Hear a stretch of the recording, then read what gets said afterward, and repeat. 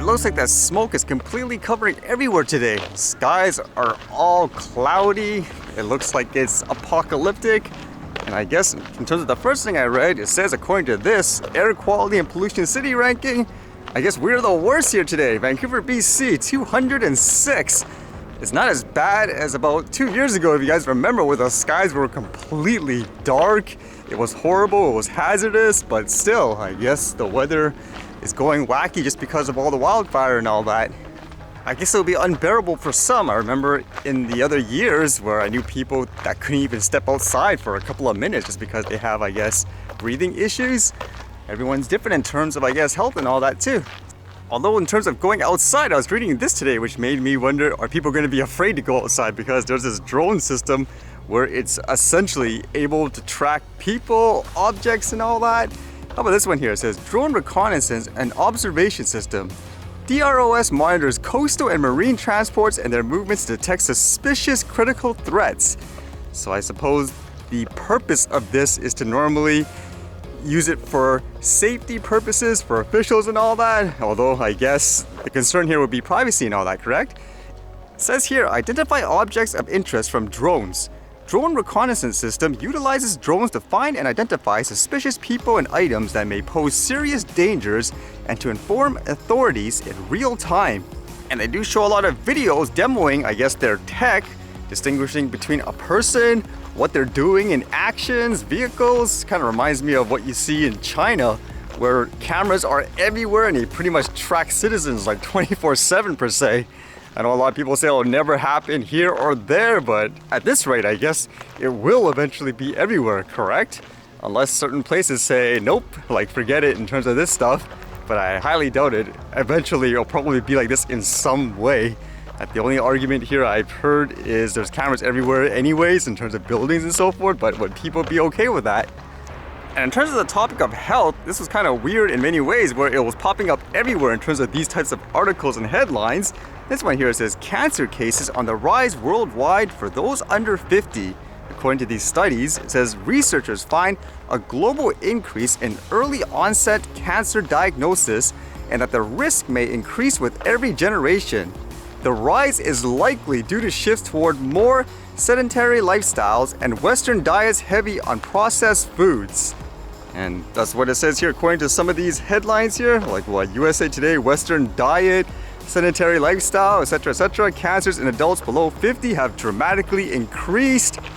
I don't know what the reason is, but it's just kind of weird how in recent times, for example, more young people are just mysteriously dying and so forth. So what could be the cause, huh? There's a lot of things that it could be, but nothing official per se.